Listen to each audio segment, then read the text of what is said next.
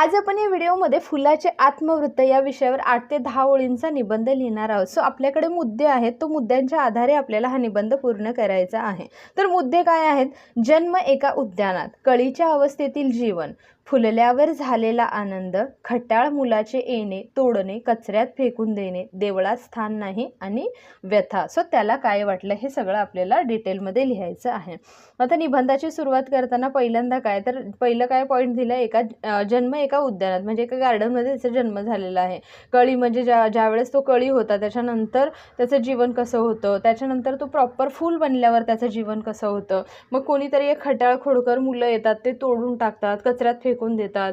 मग त्याला असं वाटतं त्या फुलाला की मला देवळात का स्थान नाही, मग त्याची जी व्यथा म्हणजे त्याला काय वाईट वाटतं हे सगळं आपल्याला याच्यामध्ये एक्सप्लेन करायचं आहे।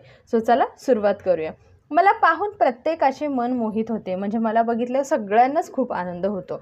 लोक मला अनेक नावांनी ओळखतात आणि लोक मला खूप वेगवेगळ्या नावांनी ओळखतात। सो फूल म्हणजे एकच प्रकारचं फूल असतं का? तर नाही, खूप प्रकारची फुलं असतात। तुम्हाला मी अनेक रंगात सापडेल। मग प्रत्येक फुलाचा रंग जो कलर असतो तो काय असतो तर वेगवेगळा असतो। माझ्या अंगावर नेहमी तुम्हाला मधमाशा, भोवरे, फुलपाखरे दिसतील, म्हणजे माझ्यावरती खूप प्रकारचे तुम्हाला मधमाशा दिसतील, भोवरे दिसतील आणि फुलपाखरे दिसतील। ते का माझ्यावरती बसलेले असतात तर फुलाच्या आतमध्ये जो गंध असतो तो शोषून घेण्यासाठी हे सगळे त्याच्या फुलावरती बसलेले असतात। हो, मी एक फूल आहे। आता एवढे सगळे माझ्या अंगावरती बसतात म्हणजे मी कोण आहे तर माझं नाव फूल आहे। माझा जन्म एका उद्यानात झाला होता। सो माझा जन्म कुठे झाला होता? एका गार्डनमध्ये झालेला। कळीच्या अवस्थेत माझी आई, म्हणजे मी ज्या झाडावर जन्म घेतला ते झाड। सो ते झाड त्याचं काय झालं तर आई झाले। जेव्हा कळी होतं, जन्म घेतला तेव्हा ते काय होतं तर कळी होतं। माझी खूप काळजी घेत होती, म्हणजे ते झाड त्या कळीची खूप काळजी घेत होते। ते जीवन खूप आनंदमयी होतं आणि ते जे जीवन होतं, ती जी लाईफ होती ती माझी खूप चांगली होती, खूप आनंदात होती। हळूहळू मी मोठा होत गेलो आणि हळूहळू ती कळी काय व्हायला लागली तर मोठमोठी होत गेली। फुलल्यावर किती आनंद झाला हे मी तुम्हाला सांगू शकत नाही। आणि जेव्हा ते पूर्णपणे उमललं गेलं, खुललं गेलं, तेव्हा त्याच्यापासून काय झालं तर मोठावाला फ्लॉवर तयार झाला।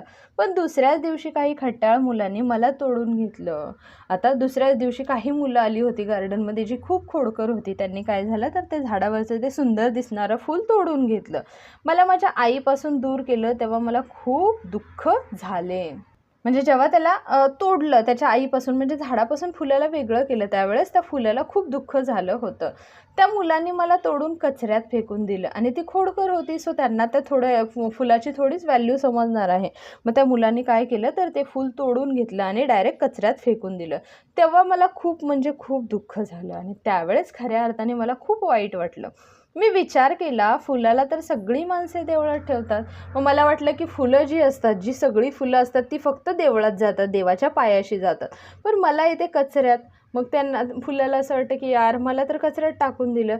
या गोष्टीचं मला फार म्हणजे फार वाईट वाटलं आणि ह्या गोष्टीमुळे ते फूल काय झालं तर खूप दुःखी झालं। सो ही काय होती त्याची व्यथा म्हणजे दुर्दशा होती। त्याच्या मनामध्ये जे काही आलं ते फुलाने आपल्याला काय केलेलं आहे सांगितलेलं आहे। आत्मवृत्ताचा अर्थ काय येतो तर तुमच्या मनामध्ये काय आहे, म्हणजे स्वतःचं आत्मवृत्त म्हणजे मला काय वाटतं, सो हे लिहिणं म्हणजेच काय झालं तर ते आत्मवृत्त। अशा प्रकारे तुम्हाला फुलाचं आत्मवृत्त कंप्लीट करायचं आहे। आय होप तुम्हाला हा व्हिडिओ आवडला असेल। जर व्हिडिओ आवडला असेल तर चॅनेलला नक्की लाईक आणि सबस्क्राईब करा आणि तुम्ही माझे व्हिडिओ कोणत्या शहरातून किंवा कोणत्या भागातून बघत आहात हे मला कमेंट करून नक्की सांगा। थँक्यू।